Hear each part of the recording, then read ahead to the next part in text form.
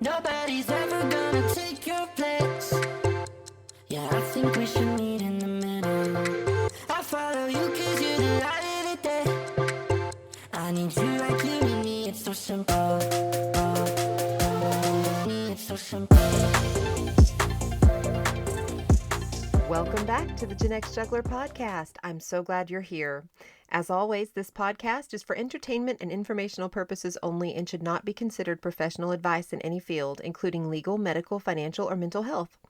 Please consult a qualified professional for advice tailored specifically to you. Views expressed by guests on this podcast are their own and do not necessarily reflect the views of the host and/or producers. I am so pleased to be joined by my friends Rod and Gayla today. Gayla's going to be with us at the beginning of the podcast, and then she has somewhere to be, and Rod is going to continue on with us and share his experience in changing careers in midlife, which can be challenging. I had put out a call on Facebook for somebody to volunteer to tell their story of changing careers in midlife on the podcast because it's an area of interest for me, and I figured it would be an area of interest for our listeners. When I put that out, Rod raised his hand high, and I knew he had changed careers in midlife. I just did not have him at the front of my brain at the time I put that request out, but I'm so glad that he answered the call, and he is here with us today to share his experience of taking the leap and switching gears in midlife. Welcome, Rod and Gayla. Thank you. Hi, good to talk with you again, Debbie. It's so good to see you guys. We met when I was 20 years old and applying for a job at the church that you guys attended. Still do. And still attend, Yes, that's right. a long time ago. Yes, and Rod was on the committee that got to decide my fate. Yeah, And I appreciate it. I think 30 plus years ago. It's been a long time. Yeah. Yes, it's been a long time and a blessed friendship, and we don't see each other enough, but we're going to fix that. Yes, very soon. Well, I just think it was just kind of neat that you had come to our church, and Rod was one of the people interviewing you, and when you did start with Walnut Creek, I think my kids were I know you were the children's minister, and oh my goodness, I guess Brandon was in elementary school. And of course now he's approaching 40 and has 3 kids of his own. So It's so neat that he has 3 grandbabies for you, but it's hard for me to believe oh, I that know. he's approaching I 40. I know. Time marches on, doesn't it? But that's so neat because in my head, everybody's just still the same age. Oh, I know. You know? Oh, I know. And same with your kids too. I know. I had my very first baby work during the time that I was there, and you were such a help to me and a support and an encourager and kept me going in my young mom time. Now he has a child of his own. John has Ember, and Jarek just got engaged. Oh, okay. I got the kids mixed up. Yeah. But yeah, okay. He's Yeah. engaged now. Well, good. Yes. He sent me a text that said, "Happy Mother's Day, we're engaged." I said, "What?" I picked up the phone. Good. Wow. So maybe in the not too distant future, you'll be a grandmother again. Oh, I certainly hope so. The more Yeah, the merrier. There's nothing Oh, better, yeah. is there? Oh, it's wonderful. Certainly better than the kids. Oh, yeah. Fun with no responsibility. Yes. Yes, I have a little 2-year-old Yeah. best friend for sure. Yes. Okay, I'll be quiet now. Okay. All right. Thanks, Gayla. So good to see you. Have fun. I always knew you as a welder fabricator, right? Is that what you did for most of your early career? That is correct. I did that for about 25 years. Yeah, I was self-employed when I knew you in my earlier life. I had an uncle that had an investment advisory business. And one year at Christmas time, he came to visit my parents, and I came down for Christmas, and we got to talking. He had just recently regained control of his investment advisory company after a hostile takeover, and then he'd had to go to court and take the company back from 2 former employees that he had promoted up into the company. Oh, my. So he could attend to other things. Yeah, it was kind of a Peyton Place type thing. Sounds And like it. Of course, I'm dating myself. Maybe it's a one life to live thing. But but Okay, boomer. yeah, really. Um, but anyway, so a couple of months later, I think in February maybe, he called me and asked me if I would be interested in going to work for him. And he told me he just needed somebody he could trust in the business with him. And I said, well, sure, why not? I had been welding for 25 years, and I was doing mostly outside work at that time. And in Texas, it gets to 105, 110 degrees in the summertime, and you're holding a 5,000-degree flame in your hand. So you can just sit there and watch the water run into your welding hood like you got a spigot in the top of your head. So, it was a tempting offer. And then, oh, first week in October, I got a call from him, and he said, I need you to be in Colorado Monday. This was like a Oh, wow. Wednesday. I said, okay. so, so I headed to Colorado, and I got up there, and his assistant had given him a month's notice that she was going to take a job with another company, so he needed somebody to replace her. So he wanted me to get to know all the inside stuff that was going on at the business, and so I went up there, spent Monday talking to her, talking to his bookkeeper, various other things. And Monday night he asked me, he said, what do you think? I said, well, I think I'm going back to Texas, and I'm going to take care of some things, and I'm going to be back here the following Monday, and I'm going to spend 3 weeks with her so that I can actually learn what I need to know in that 3 weeks to at least keep us all running here. After your initial visit, you were sold on the idea that this is something you could do. Oh, I was sold, through previous conversations. I had gone through an interesting year the year before. I was getting old. I think I was Oh 43. gosh. And, and I had had a tongue on a mobile home come down and hit my hand in between blocks on that tongue and crushed my hand. And so there were things that made it tempting to sit in an office. For You know, sure. so, Yes. so uh, and plus, it was always up and down, hit and miss, being self-employed and such. You'd have a great year and you make up for all the debt you'd carried from the previous years, and that grand American dream that we all have. Mhm. But I mean, I wouldn't have traded those years for anything, because we did get to homeschool the kids with me being self-employed, so I could run them everywhere.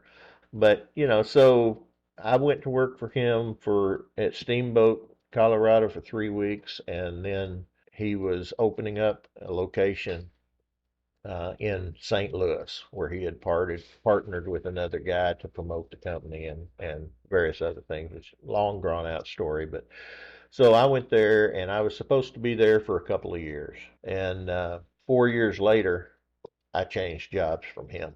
Because everything didn't pan out, but I got all my securities licenses and worked in St. Louis for 3.5 years, and then the last half year I was down here 2 weeks, up there 2 weeks, and the company flew me back and forth the weekend that I was up there. So, it That's good. was I tried to make it work, but it just got to he was pushing 70 by that time, and and we were looking further on down the road as to where we could market his track record from before, and it was just kind of churning. So I took a job with a Fortune 50 company, which is really kind of amazing uh, with my background that it fell into that. And I look back on it, and I can't do anything but credit God with setting it all up, because I mean, I've got 1 year of college,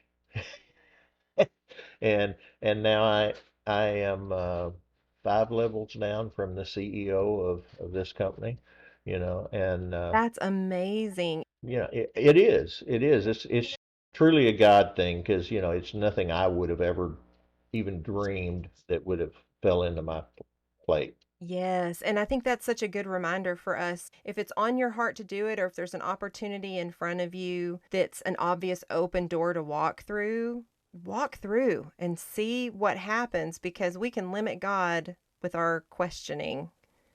Absolutely. Did you have any concerns about how your age would affect your career growth as you moved into securities, or how you would be viewed by the young whippersnappers in the field when you got in? Well, one of the advantages of making a change in midlife, and you don't necessarily broadcast, hey, look at me, I'm new. You know, I didn't look as old as I do now, but close. Oh, you don't look old. Yeah, she says to the old white-haired, white-bearded guy. Yeah. People respond to confidence and assuredness of you knowing your stuff. I wasn't an expert in that field, but I knew how to find answers. It turned out that the thing I was needed for that change was to handle the back office stuff and deal with the customers we had. And so, I was looking at customer service and accounting and such like that. And that's another God thing. We had when I went up there that first week to interview the bookkeeper, uh, they used Peachtree accounting software, which I don't know if they've disappeared. If they haven't disappeared, they've been bought out by somebody. But, QuickBooks and Peachtree were the two competing at the time.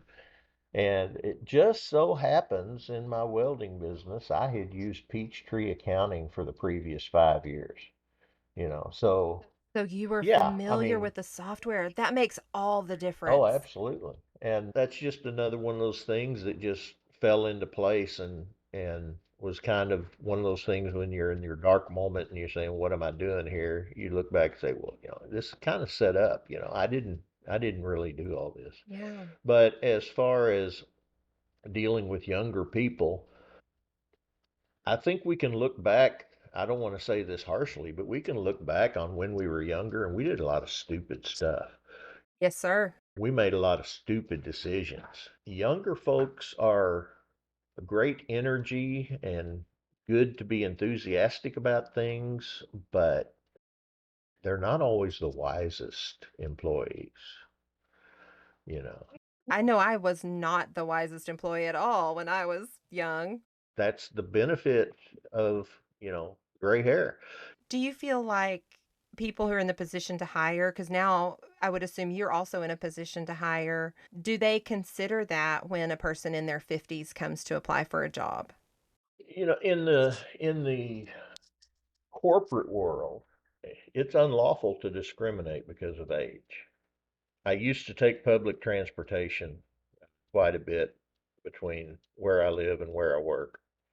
And I had a conversation that probably took more than one of those commuting trips with a lady who happened to be head of HR for a hospital or something like that. I don't really remember. We were talking about hiring and firing, and this may have been '08, '09 when the banking industry was being raked over the coals for doing what the government required them to do, and Mm-hmm. and she told me, she said, "Don't worry about it. She said, you're over 40, right?" I said, "Oh yeah." And she said, "Well, if they lay you off, they got to lay off a younger guy too. They can't just lay off the old guy because you're a protected class." I said, "Really?" But I mean, that's a fact. They can't ask you how old you are. They can figure it out with your, if you put when you got your degree or whatever. But I mean, some people that go into the teaching profession don't get their degree until they're 28. That's true. They could fudge their age rather, 6 years at least. That's why I So used 1994 in one of my emails because that's the year I graduated high school, but maybe they'll assume that's the year I was born. I will allow the assumptions to fall where they may. well, it's one of those things. You learn the rules of the game, and then you play the game by the rules. There you go. So, it's not fraud. It's not really deceitful. Mm-mm. You're just answering their questions. Yes. And that's the world we live in. I had a chance to hire another person for my team, which really made me nervous because this was completely out of my element. You know, when I was a welder, I used to take my employees out there to the back behind my shop and show them the hole that my sons had dug and told them, you know, this is my workman's comp plan. You know, we put you in that hole and cover you up. Well, corporate America doesn't really look at that the same way, you know. so, so You have to have a little yeah, more we got couth. more couth, more, you know, strategy. Uh, but but everybody knew I was joking. Um, Yes. but I don't recall even considering how old somebody might be, how long they would be on my team.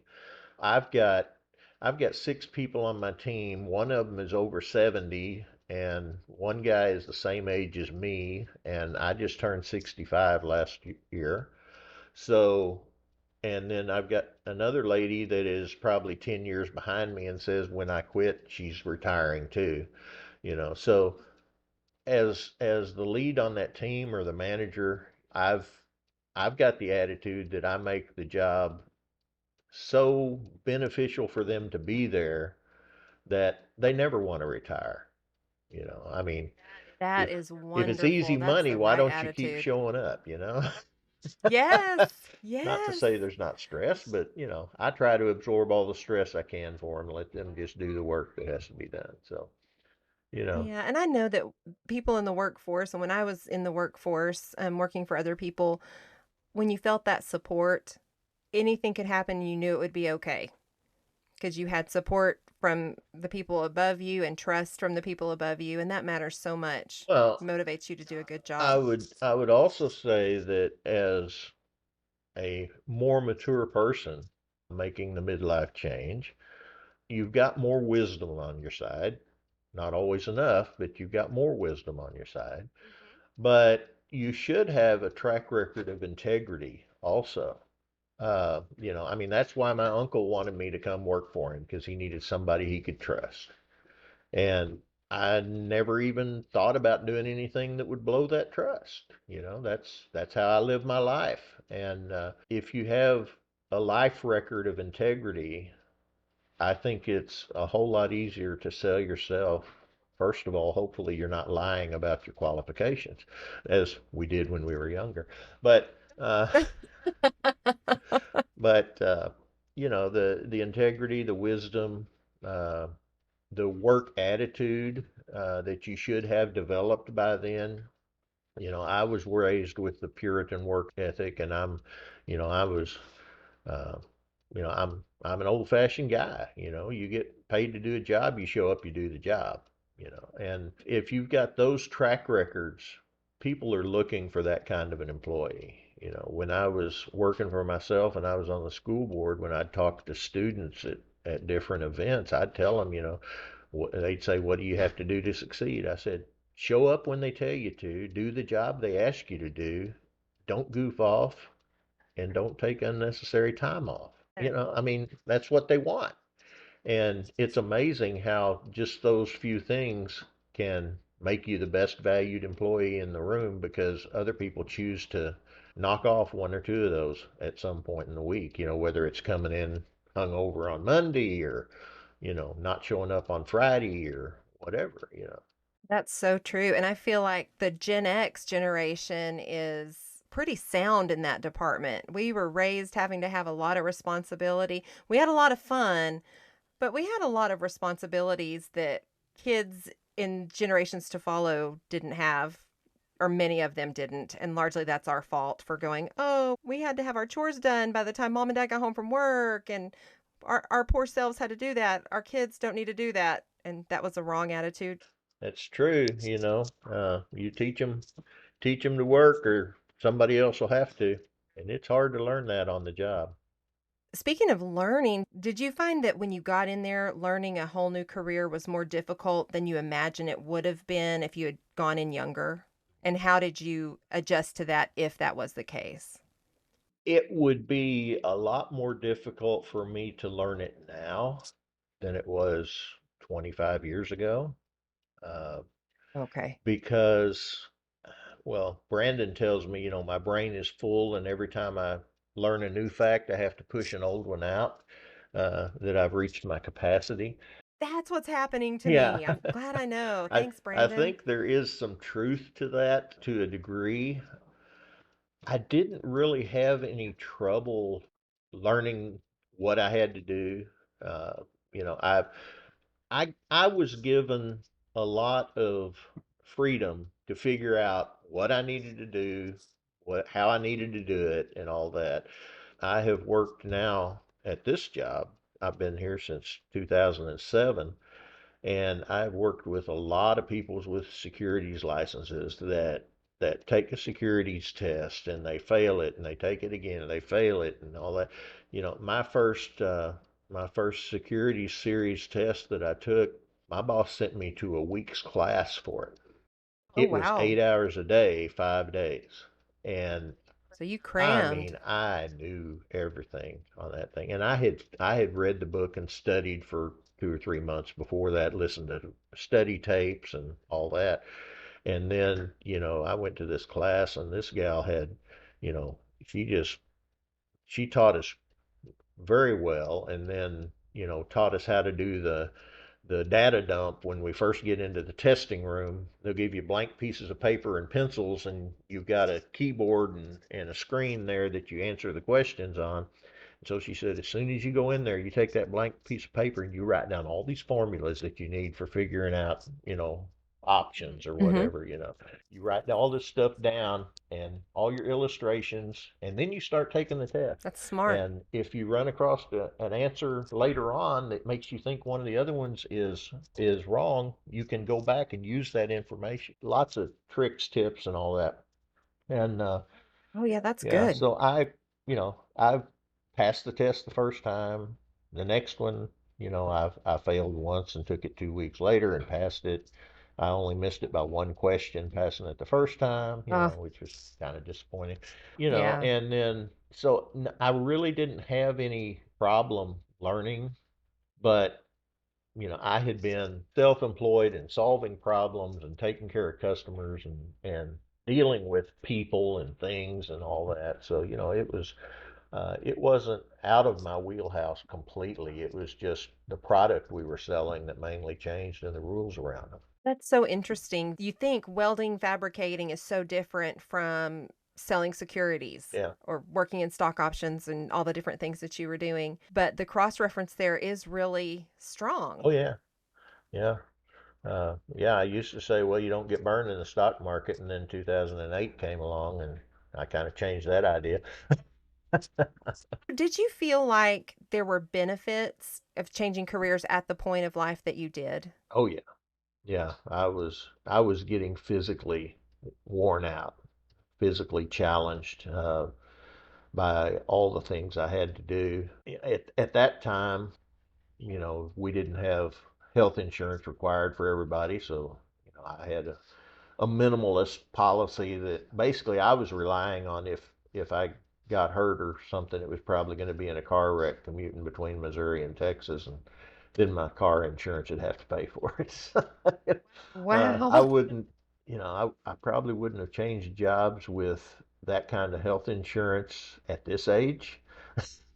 Well, at a Yeah. year before this age, because I got Medicare now, but not on it, but still, it was challenging that way. But going from being self-employed to getting a paycheck every 2 times a month or whatever it was, I don't even remember, is definitely an advantage too, because you're self-employed, Yes. if you don't have enough cash on hand, everybody else gets paid, but you don't. So that's just part of it. I think the main attraction to me was getting out of working in 105-degree heat and getting Mhm. old a whole lot quicker doing that. Oh, Uh, yeah. I won't say it's a benefit to be separated from the wife most of the time for 4 years. I think it helped my kids grow up. Uh, I jokingly tell everybody that when my kids graduated high school, they wouldn't leave the house, so I did. And, but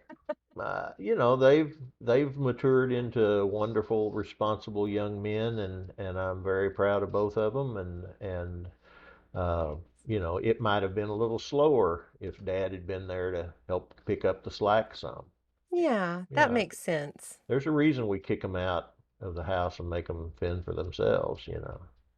It's hard to want to kick him out. Yeah, she was kind of happy I left home and the kids stayed with her, I think. You know. My goodness, y'all are funny. Ah, well, we've been together a long time.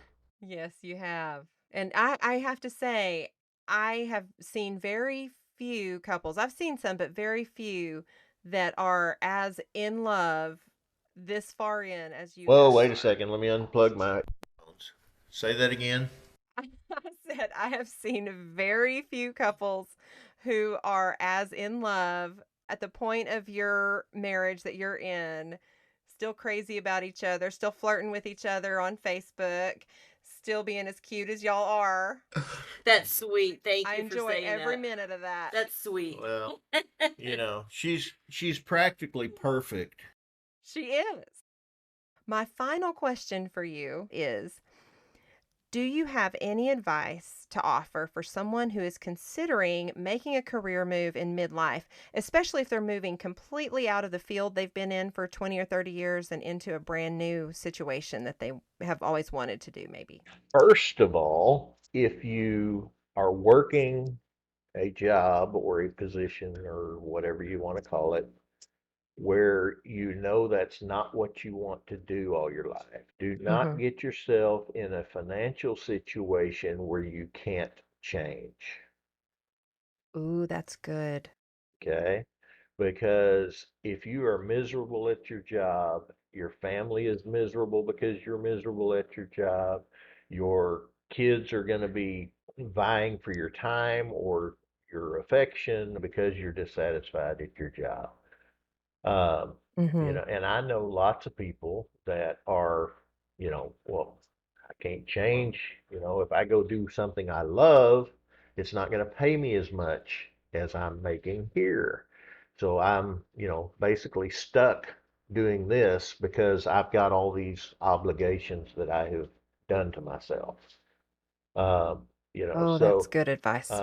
we need to learn at a young age how to live on less than what we make. So we've always got a buffer for bad times. Gayla and I, when we first got married, uh, I was working as a welder soon after when we first got married. We were just right out of diapers. But when we first got early married, I was working, and Oklahoma had an oil field and agriculture.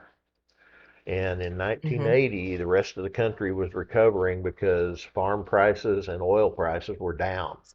Okay. So Oklahoma was not recovering. Oklahoma was suffering. And I got laid off every 2 years from 1980 to 1986. And Wow. we moved to Texas in 88. And because I didn't get laid off in 88, I got laid off twice in 1990. Oh my goodness. Just to make up for it. Right. So Oh no. the beautiful thing was I had skills that nearly any job I applied for, I ended up getting. I've done everything from being electrician's assistants to working as a millwright to working as a maintenance man at a flour mill. You know, I mean, it's Wow. not just welding. And I've learned a lot of skills along the way with that, with electrical and pneumatics and hydraulics and various other things that can really get you in trouble and make your life fun and let you have expensive toys in the backyard sitting there and resting. But we always tried to know that nothing income wise is guaranteed. And Mm-hmm. so that's why we worked together and put her through college, so she could teach. And she wanted to teach because she wanted to be out when the boys were out of school, so she wanted to spend the time with the kids. And you know I so understand that. so having the two incomes is nice. It makes a buffer, but it's the same theory no matter where the income comes from, you should always live on less than what you make. And that way you've got something put back to take care of those unexpected things. You know, the $1,000 deductible on the car insurance, you know, when you run into somebody or your kid does, you know, or whatever. Yeah. But, you know, yeah, unexpected things that we can't plan for come up all the time. So that's the first advice, you know, is to make yourself in a position where you can change. Mm-hmm. And then, you know, don't just change for dollars, change for dollars and enjoyment. You know, Yes. that old saying of if you do something you love, you'll never work a day in your life is a flat out lie, but still, because you'll end up working 90 hours a week. But still, you want to enjoy what you do so you don't dread going to work. Mm-hmm. And it's also a great example to show your kids and whoever else you're influential about that, you know, work is not part of the curse. You know, God gave Adam the job of tending the garden before he ever sinned. So he intended for us to work right from the start. So it's not a curse. How we handle it sometimes is a curse. But I think we need to train our kids as we raise them and our grandkids that, you know, it's a blessing to be able to go to work, to earn your way and to pay for your own stuff and to have money. You know, Yes. my dad had a dry cleaners as well as being a preacher, and you know, he gave me a job when I was 12, I think. And I've been buying my own clothes and all that stuff since I was 14 because my mom said if I wanted those big bell-bottom pants that cost $20 a pair down at the store, I was going to have to pay for them. So I did. But anyway, I mean, you know, if you're going to make a midlife change, prepare for it the first half of your life and be ready. You know? And whether you Mm-hmm. plan on a midlife change or not, that's still good advice because anytime you have extra, you've got extra. Right? That's So right. anyway, Anytime you've got extra, you've got extra. That's sage right there. yeah, That's there you go. good. Well, it's a gray hair. I'm so glad you came on today to offer your words of wisdom. You really answered a lot of good questions and gave us so much good advice along the way. Good job, Rod. Well, thank you very much. I'm glad your bar was low. Obviously, my bar is very high. How else could I have scored such cool guests? That does it for this episode of the Gen X Juggler podcast. If you stay tuned till the very end, you might find some bonus content. I look forward to our next time together. Until then, friend, let's keep on juggling. Nobody's ever gonna take your place. Yeah, I think we should meet in the middle. I follow you cause you're the light of the day. I need you like you need me, it's so simple. It's so simple.